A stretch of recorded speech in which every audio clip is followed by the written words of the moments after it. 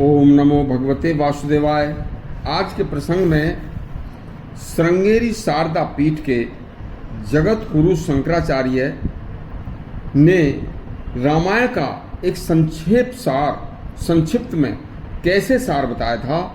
सार बहुत छोटा है लेकिन बहुत ही सारगर्भित है, सुनिए। एक बार श्रृंगेरी शारदा पीठ के जगत गुरु शंकराचार्य स्वामी श्री भारती तीर्थ जी महाराज के पास कुछ लोग उनसे संक्षेप में रामायण का सार सुनने के लिए गए।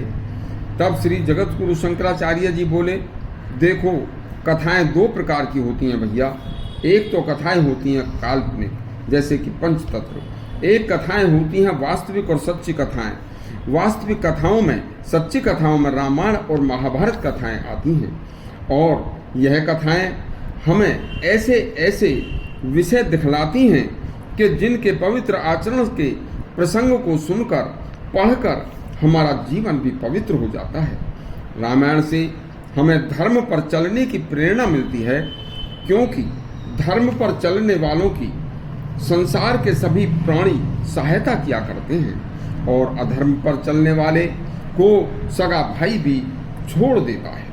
इसके अलावा और भी कई नीतियाँ हमें रामायण से प्राप्त होती हैं, जैसे कि राजा दशरथ की आज्ञा से श्री राम को वनवास जाना पड़ा था। कैकेयी के वश में होकर राजा दशरथ ने श्री राम को वनवास दिया।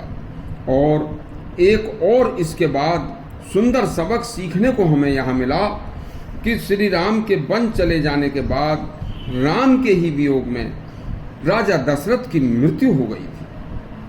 इन समस्त अनर्थों का, कष्टों का जो कारण है वह राजा दशरथ का कैकेयी पर अति आसक्ति और मोह था। इससे हमें यह सीखने को मिलता है कि स्त्रियों पर अधिक आसक्ति, स्त्रियों के प्रति अधिक आसक्ति, उनके प्रति अधिक मोह और स्त्रियों का आकर्षण जो है वो अधिक आकर्षण मनुष्य को डुबा देता है। यह अनुचित होता है। इसके बाद श्री राम को वापस लाने के लिए भरत सहित अनेक हितैषियों तथा स्वयं उनके कुलगुरु वशिष्ठ मुनि ने भी अयोध्या लौटाने का भगवान राम को अनुरोध और प्रयास किया था, लेकिन श्री राम टस से मस नहीं हुए थे। इससे हमें यह सीख मिलती है कि पवित्र हृदय आत्मा, महात्मा और धर्मात्मा लोग कभी किसी भी हालत में अपने लिए हुए निर्णय से पीछे नहीं हटते। इसी क्रम में सुग्रीव व बाली दो सगे भाई थे। सुग्रीव अपने भाई बाली का बहुत भारी आदर सत्कार किया करते थे। एक बार अनजाने में, जानबूझकर पाप नहीं किया था, अनजाने में सुग्रीव से कोई गलती हो गई थी, कोई अपराध हो गया था, और जबकि यह अपराध उन्होंने जानबूझकर नहीं किया था, तो बाली सुग्रीव से रुष्ट हो गया था। सुग्रीव ने अपने अपराध की बाली से क्षमा मांगी, लेकिन बाली ने अहंकारवश सुग्रीव को लात मारकर राज्य से भगा दिया था, और उसके फलस्वरूप बाली को श्री राम के बाण से मरना पड़ा था।